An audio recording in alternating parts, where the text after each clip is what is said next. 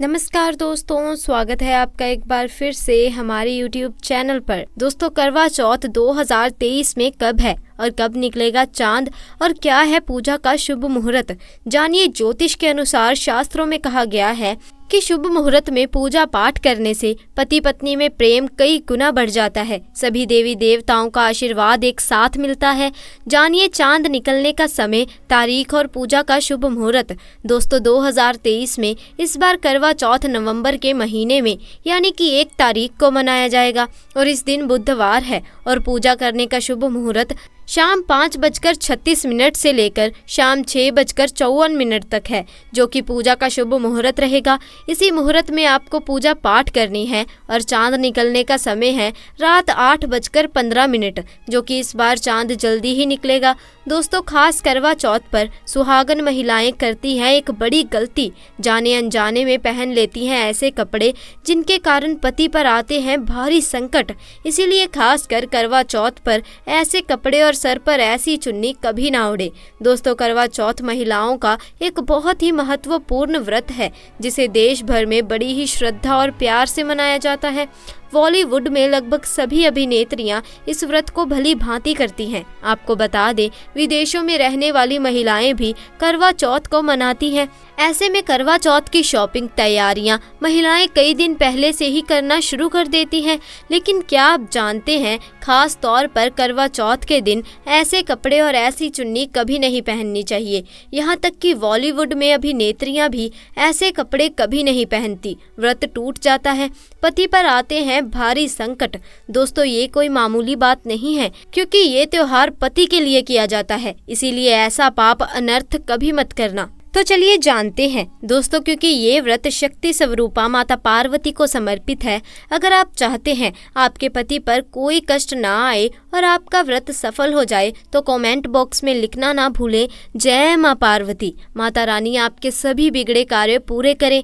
जय माता दी। दोस्तों, माँ के लिए एक लाइक जरूर करें। सबसे पहले आप यह जान लें कि करवा चौथ पर क्या गलतियां नहीं करनी चाहिए। एक सुहागन महिला को अपने पति की निशानी कभी किसी पराई स्त्री को नहीं देनी चाहिए। इसे शास्त्रों में अशुभ माना जाता है, जैसे कि शादी का जोड़ा, माथे की बिंदी, सिंदूर, मंगलसूत्र, पायल, पैरों का बिछुआ, आपकी शादी की चुन्नी, जो कि बहुत महत्व रखती है। ऐसे में कोई भी 16 श्रृंगार में से कोई भी एक चीज भी कभी किसी पराई स्त्री को नहीं देनी चाहिए। शास्त्रों में इसे अच्छा नहीं माना जाता, क्योंकि ये आपके पति की निशानी है। लेकिन हाँ, आप किसी को नया वस्त्र या नया श्रृंगार दे सकते हैं, लेकिन आप अपना कभी ना दें, अन्यथा पति पर संकट आ सकते हैं। आप दोनों के बीच में दूरियां पैदा हो सकती हैं, पति पत्नी में प्रेम कम हो सकता है। दोस्तों, क्या आप जानते हैं खास करवा चौथ पर ऐसे कौन से कपड़े नहीं पहनने चाहिए जिसके कारण व्रत कभी ना टूटे, पति पर कोई भी संकट ना आए? तो चलिए ये भी जान लेते हैं। दोस्तों, जब किसी लड़की की शादी होती है तो उसे लाल जोड़े में विदा किया जाता है। यहाँ तक कि फेरों के समय में भी लाल चुन्नी पहनाई जाती है। देवी देवताओं में भी लाल कपड़े का महत्व माना जाता है। शास्त्रों में लाल रंग और भगवा रंग बड़ा ही शुभ और मंगलकारी माना जाता है। लेकिन इसी के साथ ही क्या आप जानते हैं, खास तौर पर करवा चौथ के दिन एकदम सफाचट सफेद साड़ी, सफेद सूट, फिर चाहे उस पर मोती ही क्यों ना लगे हों, आपको करवा चौथ पर कतई नहीं पहनना चाहिए, क्योंकि ये रंग स्त्री के विधवा होने का प्रतीक होता है। और बात जब करवा चौथ की हो तो सफेद वस्त्र कभी नहीं पहनने चाहिए। यहाँ तक कि उपहार में भी एक व्यक्ति को, महिला को सफेद वस्त्र नहीं देने चाहिए, बहुत ही अशुभ माना जाता है। खास करवा चौथ पर अगर आपका शादी का जोड़ा रखा हुआ है तो उसे पहनकर इस व्रत को करने से बहुत ही शुभ माना जाता है। शादी का जोड़ा करवा चौथ पर जब कोई महिला पहनती है तो इससे पति को बहुत खुशी होती है, साथ ही साथ माता पार्वती का मिलता है आशीर्वाद, क्योंकि ये जोड़ा आपके अटूट प्रेम की निशानी है और इस जोड़े को मंत्रों और देवताओं व माता का आशीर्वाद मिला होता है। इसीलिए शादी का जोड़ा खास करवा चौथ पर जरूर पहनना चाहिए। ऐसे में अगर आपके पास शादी का जोड़ा नहीं है तो आप बाजार से लाकर नई लाल चुन्नी, लाल कपड़े पहन सकते हैं, या अगर आपके पास कोई लाल वस्त्र है तो उसे भी आप पहन सकते हैं। दोस्तों, खास करवा चौथ पर लाल रंग का जोड़ा, भगवा रंग, हरा, पीला, गुलाबी, इन सभी रंगों के कपड़े पहने जा सकते हैं, जो कि ये रंग गलत नहीं होते। खास करवा चौथ के दिन आप पुराने कपड़े भी पहन सकती हैं। दोस्तों, चाहे कुछ भी हो जाए, खास करवा चौथ पर खाने में इन चीज़ों को कभी नहीं बनाना चाहिए, नहीं तो आपका व्रत टूट सकता है। माता पार्वती भी क्रोधित हो सकती हैं।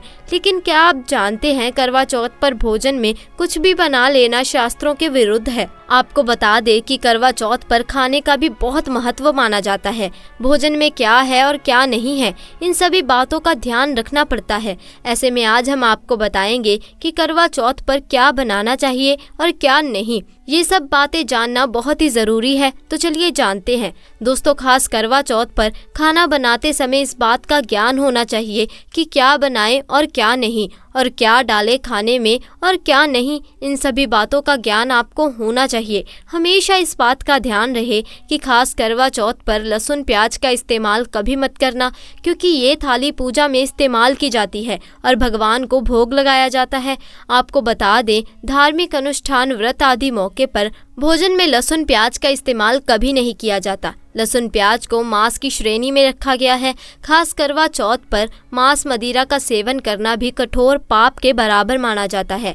करवा चौथ पर ना ही लहसुन प्याज का खाना बनाना चाहिए और ना ही मांस का सेवन करना चाहिए। वहीं करवा चौथ का व्रत पूरा होने पर खाने की थाली सजाकर उपहार के साथ सास या ननद को दें। ऐसा करने से व्रत सफल हो जाता है।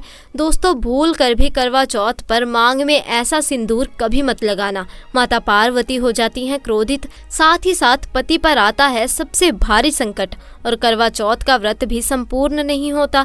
दोस्तों, माता पार्वती बड़ी ही प्यारी हैं। वो अपने भक्तों के साथ हमेशा रहती हैं, क्योंकि ये व्रत माता पार्वती को समर्पित है।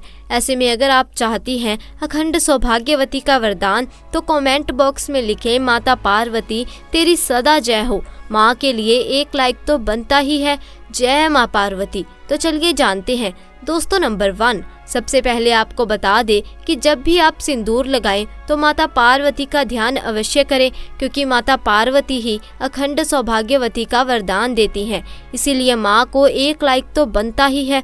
दोस्तों, नंबर 2, खास कर करवा चौथ पर आप ऐसी गलती कभी ना करें। कम से कम आज के दिन माथे पर भरपूर मात्रा में जितना लंबा हो सके माथे पर सिंदूर लगाना चाहिए। ऐसा दृश्य देखकर माता पार्वती अति प्रसन्न होती हैं और देती हैं अखंड सौभाग्यवती का वरदान।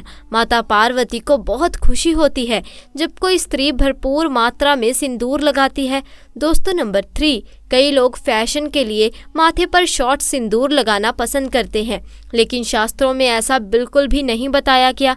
खासकर ऐसी स्त्रियों को माता पार्वती बिल्कुल भी पसंद नहीं करती। अगर आप हल्का सा सिंदूर लगाती हैं तो इससे आपके पति पर हमेशा विपदाएं बनी रहेंगी। आपका पति किसी पराई स्त्री की ओर आकर्षित हो सकता है।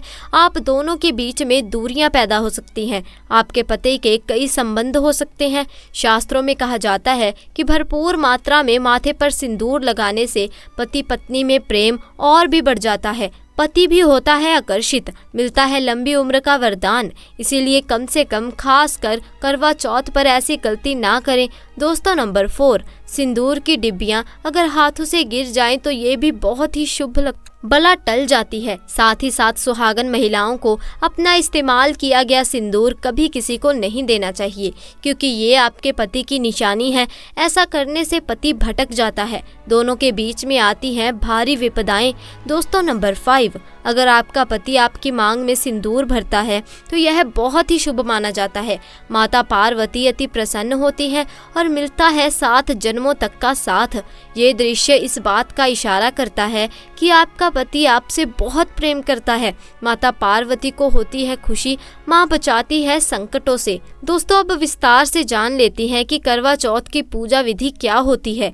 जो स्त्रियां करवा चौथ का व्रत रखती हैं उन्हें इस दिन सूर्य उदय से पहले उठना चाहिए। यदि आप सरगी का पालन करती हैं तो इसे सूर्य उदय से पूर्व ही खाएं।